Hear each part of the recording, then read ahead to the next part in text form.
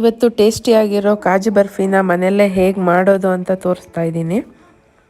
ನಾನು ಒಂದು ಬೌಲ್ ಆಗೋಷ್ಟು ಕಾಜು ತಗೊಂಡಿದ್ದೀನಿ. ಅದನ್ನ ಇವಾಗ ಮಿಕ್ಸಿಗೆ ಹಾಕಿಬಿಟ್ಟು ಪುಡಿ ಮಾಡ್ಕೊಳ್ತಾ ಇದ್ದೀನಿ. ಜಾಸ್ತಿ ಫುಲ್ ಪುಡಿ ಮಾಡೋದಕ್ಕೆ ಹೋಗಬೇಡಿ, ಯಾಕಂದರೆ ಅದು ಪೇಸ್ಟ್ ಥರ ಆಗಿಬಿಡುತ್ತೆ. ಸ್ವಲ್ಪ ನೋಡಿಬಿಟ್ಟು ಪುಡಿ ಮಾಡ್ಕೊಳ್ಳಿ. ಅದು ಈ ಥರ ನುಣ್ಣಗೆ ಪುಡಿ ಆಗಬೇಕು. ನೆಕ್ಸ್ಟು ಒಂದು ಬಾಣಲೆನ ಬಿಸಿ ಇಟ್ಬಿಟ್ಟು ಯಾವ ಕಪ್ಪಲ್ಲಿ ಅಳತೆ ತಗೊಂಡು ಕಾಜು ಹಾಕಿದ್ದೆ ಅದೇ ಕಪ್ಪಲ್ಲಿ 1.5 ಕಪ್ ಆಗೋಷ್ಟು ನೀರು ಹಾಕ್ತಾಯಿದ್ದೀನಿ.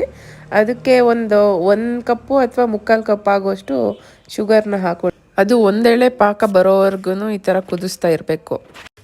ಅದು ಒಂದೇಳೆ ಪಾಕ ಬರೋ ಥರ ಆದಮೇಲೆ 1 ಸ್ಪೂನ್ ತುಪ್ಪ ಹಾಕ್ತಾಯಿದ್ದೀನಿ ಇಲ್ಲಿ.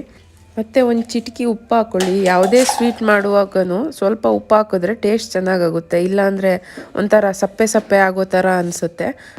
ಈಗ ಇದು ಒಂದೇಳೆ ಪಾಕ ಬಂದಿದೆ. ಈ ಥರ ಕೈಯಲ್ಲಿ ಇಟ್ಕೊಂಡು ಅಂಟಿಸಿ ನೋಡಿದ್ರೆ ಈಗ ಎಳೆಯಾಗಿ ಬರುತ್ತಲ್ಲ, ಅಲ್ಲಿವರೆಗೂ ಕಾಯಿಸ್ಕೋಬೇಕು.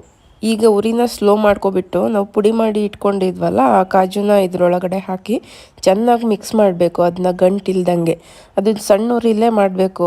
ಜಾಸ್ತಿ ಉರಿ ಇಟ್ಕೊಂಡ್ರೆ ಫುಲ್ ತಳ ಎಲ್ಲ ಇಟ್ಕೊಬಿಡುತ್ತೆ. ಹಾಗಾಗಿ ಚೆನ್ನಾಗಿ ಗಂಟಿಲ್ದಂಗೆ ಮಿಕ್ಸ್ ಮಾಡಿ. ಅದು ಎಲ್ಲಿವರೆಗೂ ಮಿಕ್ಸ್ ಮಾಡಬೇಕು ಅಂದರೆ ಅದು ತಳ ಬಿಟ್ಟು ಬರಬೇಕು, ಅಲ್ಲಿವರೆಗೂ ಮಿಕ್ಸ್ ಮಾಡಬೇಕು. ಈ ಕನ್ಸಿಸ್ಟೆನ್ಸಿ ಬರಬೇಕು. ಯಾವಾಗ ಕಾಜು ಪೇಸ್ಟ್ ತಳ ಬಿಟ್ಟು ಬರುತ್ತೆ ಅಲ್ಲಿವರೆಗೂ ಮಿಕ್ಸ್ ಮಾಡಬೇಕು. ಈಗ ಗ್ಯಾಸ್ ಆಫ್ ಮಾಡಿಬಿಟ್ಟು ಒಂದು ಪ್ಲೇಟಿಗೆ ತುಪ್ಪನ ಸವರ್ಕೊಂಡು ಇಟ್ಕೊಂಡಿದ್ದೀನಿ. ಅದಕ್ಕೆ ನಾನು ಮಾಡ್ಕೊಂಡಿರೋವಂಥ ಕಾಜು ಮಿಕ್ಸ್ನ ಹಾಕಿ ಅದನ್ನು ಫುಲ್ ಸ್ಪ್ರೆಡ್ ಮಾಡ್ಕೊಳ್ಳಿ ಪ್ಲೇಟಿಗೆಲ್ಲ.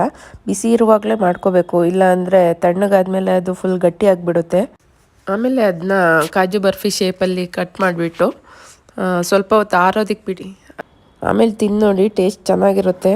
ಮನೆಯಲ್ಲೇ ಮಾಡಿದ್ರೆ ಹೊರಗಡೆಕ್ಕಿಂತ ಸ್ವಲ್ಪ ಹೆಲ್ದಿಯಾಗಿರುತ್ತೆ ಅಂತ ಟ್ರೈ ಮಾಡಿ ನೋಡಿ.